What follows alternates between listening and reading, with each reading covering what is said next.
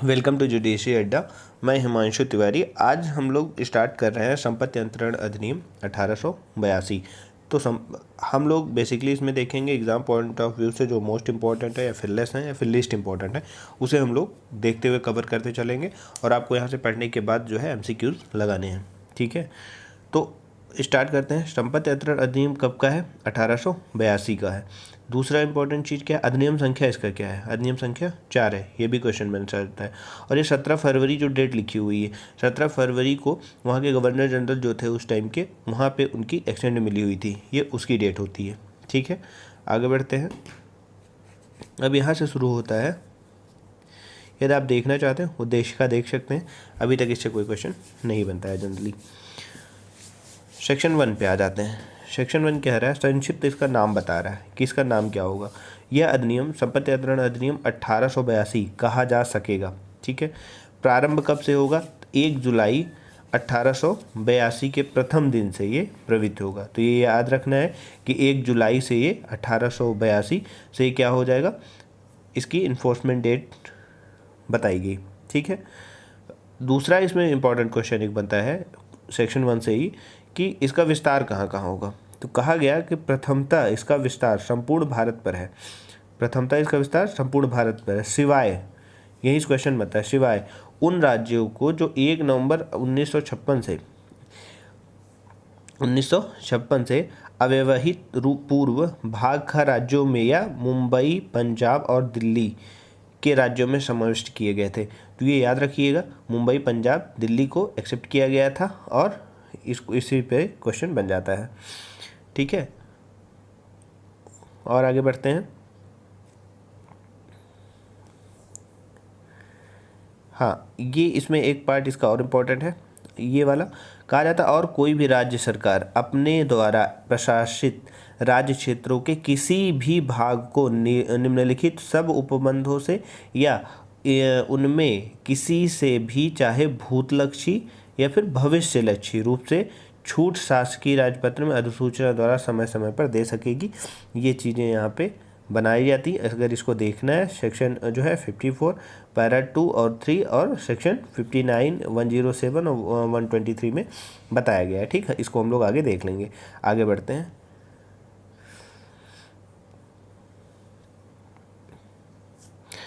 अब आ जाते हैं हम लोग सेक्शन 2 पे। ठीक है, क्वेश्चन इस पे से बनता है कि अधिनियमों का निरीक्षण किन्हीं अधिनियमों प्रसंगतियों, ये वर्ड पूछ लेता है, प्रसंगतियों शब्द का प्रयोग किस सेक्शन में किया गया है। ठीक है, प्रसंगतियों, अधिकारों, दायित्वों, इसका मतलब क्या है? जो सेविंग ऑफ सर्टेन इनैक्टमेंट्स है वो उसका इंसिडेंट, राइट्स और लाइबिलिटी की बात की जा रही है यहाँ पे। तो उसकी चर्चा जो है सेक्शन 2 में की गई। इसमें सिर्फ आपको यही याद रखना है। आगे बढ़ते हैं। इसका एक पार्ट और इम्पोर्टेंट हो जाता है जिसपे से क्वेश्चन बनते हैं। क्या चीज़ कि और यहाँ से, और इस अधिनियम के दूसरे अध्याय की कोई भी बात, जो सेकंड चैप्टर है इसका, मोहम्मडन लॉ पे, मोहम्मडन विधि के किसी नियम पर प्रभाव डालने वाली नहीं समझी जाएगी। अगर कोई भी बात है जो संपत्ति अंतरण अधिनियम के दूसरे चैप्टर में कही गई है और ऐसा महसूस होता है कि वो कहीं ना कहीं मोहम्मडन लॉ से कॉन्ट्रेरी हो रही है, तो इसका मतलब ये नहीं समझा जाएगा ये विधि उस विधि पे कोई प्रभाव डाल रही है। इसका मतलब इसका इफेक्ट मोहम्मडन लॉ पे नहीं होगा, चैप्टर 2 का। ठीक है, आगे बढ़ते हैं।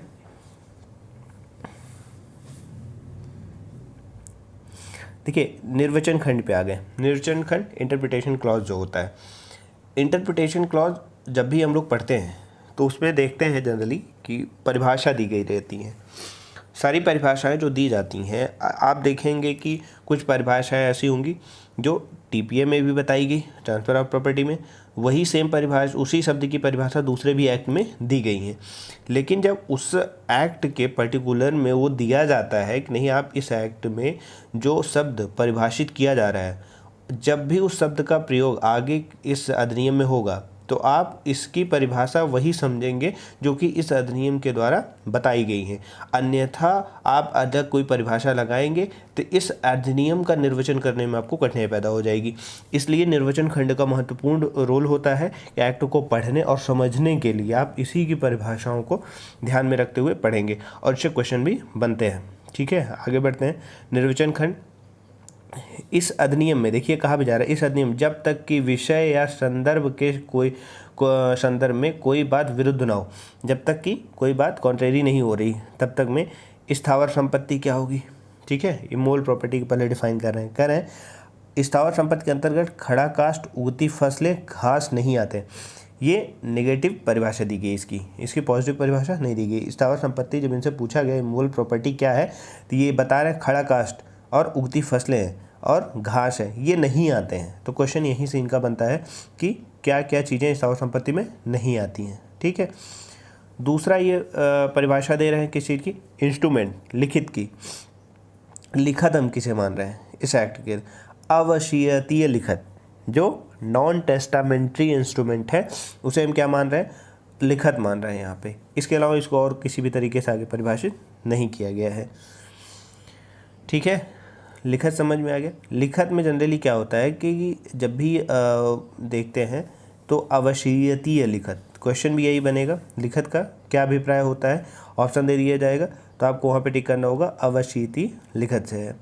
ठीक है, अब हम लोग देखते हैं अटेस्टेड की डेफिनेशन दी जा रही है। अटेस्टेशन में इन्होंने कहा कि किसी लिखत के संबंध में अनुप्रमाणन, अटेस्टेड का मतलब अनुप्रमाणित करना, से ऐसे दो या अधिक साक्षियों द्वारा अनुप्रमाणित अभिप्रेत है और सर्वदा अभिप्रेत रहा होना समझा जाएगा, जिसमें से हर एक ने निष्पादक को लिखत पर हस्ताक्षर करते अपना चिन्ह लगाते देखा है या निष्पादक की उपस्थिति में और उसके निर्देश द्वारा किसी अन्य व्यक्ति को लिखत पर हस्ताक्षर करते देखा है। ठीक है, तो यहाँ पे सबसे ज़्यादा इम्पोर्टेंट यही है, वो व्यक्ति जो वहाँ पे अटेस्टेड कर रहा है, सामान्य तौर पे आप समझिए किसी जगह पे साइन किया जा रहा है तो उसके जो साक्षी होने चाहिए वो उसको करते हुए देखे, अटेस्ट करते हुए यानी कि हस्ताक्षर करते हुए देखे हों। ठीक है, आगे हम लोग बढ़ते हैं।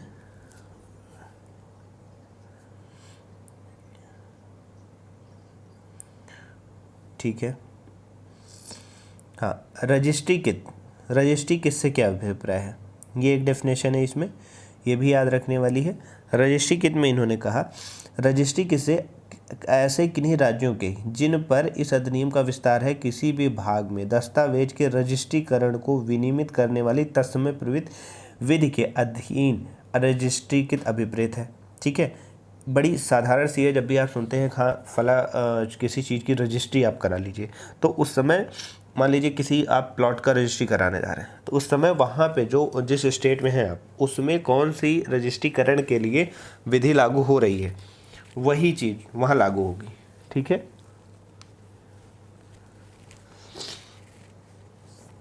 आगे बढ़ते हैं। आगे इन्होंने भूबद्ध को परिभाषित किया है। भूबद्ध को क्या कहते हैं, अटैच टू द अर्थ। भूबद्ध चीज़ें किसे कहा जाती है, जनरली जब हम लोग देखते हैं तो कहते हैं कोई चीज़ भूबद्ध है या नहीं, जैसे जिसे हम सामान्य रूप से एकदम से किसी चीज़ से जुड़ी हुई चीज़ है उसको हम अलग न कर सकें, उसे हम भूबद्ध मान लेते हैं। लेकिन इन्होंने परिभाषित करते हुए कहा कि भूमि से मूलित यानी कि जो ज़मीन से जुड़ी हुई है, जैसे पेड़, झाड़ियाँ, इसे क्या मान रहे हैं, भूबद्ध मान रहे हैं। आगे क्या कह रहे हैं, भूमि में निविष्ट, जैसे भित्तियाँ या निर्माण भित्तियाँ यानी भट्टा जो होता है, जैसे ईंट का भट्टा हो गया और हो गया, इसे भी क्या कहेंगे, immovable attach to the earth कहेंगे। ठीक है, आगे कह रहे हैं ऐसे निविष्ट वस्तु से इसलिए बद्ध कि जिससे यह बद्ध है उसका स्थायी फायदाप्रद उपभोग किया जा सके। तो ये चीज़ें जैसे ट्यूबवेल हो गई, अन्य चीज़ें हो गई, ट्यूबवेल में लगा पंखा हो गया, वो भी वहाँ पे अटैच टू द अर्थ माना जाता है। क्यों, क्योंकि वो उसको बेनिफिट पहुँचाए, फायदाप्रद उपभोग के लिए वो जुड़ा हुआ है, तो वहाँ पे भी वो अटैच टू द अर्थ यानी भूबद्ध चीज मानी जाएगी। ठीक है, आगे बढ़ते हैं।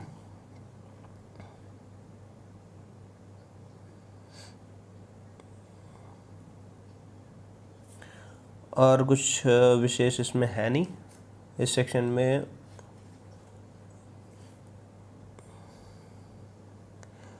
अनियोज्य दावा एक इम्पोर्टेंट है, ये दिया गया है। ठीक है, अनियोज्य दावा ये इंपॉर्टेंट होता है, इसमें क्वेश्चन पूछ लिया जाता है। तो अनियोज्य दावा सिंपल से आप समझिए स्थावर संपत्ति के बंधक द्वारा या जंगम संपत्ति के आडमान या गिरवी द्वारा प्रतिभूत ऋण से भिन्न किसी ऋण या उस जंगम संपत्ति में जो दावेदार के वास्तविक या आणविक कब्जे में नहीं है। फायदाप्रद हित के ऐसा को दावा अभिप्रेत है जिसे सिविल न्यायालय अनुतोष देने के लिए आधार प्रदान करने वाला मानता हो, चाहे ऐसा ऋण या फायदा हित वर्तमान प्रोद्भवमान सशर्त या समाश्रित हो। तो जिसमें वो चीज़ें जुड़ी हुई हैं और क्या हो रही, आणविक कब्जे में नहीं हो, ये याद रखने वाली चीज़ है। और क्या है वहाँ पे कि सिविल न्यायालय अनुतोष देने के लिए आधार प्रदान करने वाला मानता हो, तो अनियोज्य दावे के अंतर्गत आ जाएगा। अनियोज्य दावा भी हम लोग आगे भी पढ़ेंगे। ठीक है, अभी के लिए इतना देख लेते हैं। अब हम लोग चैप्टर 2 नेक्स्ट वीडियो में देखेंगे।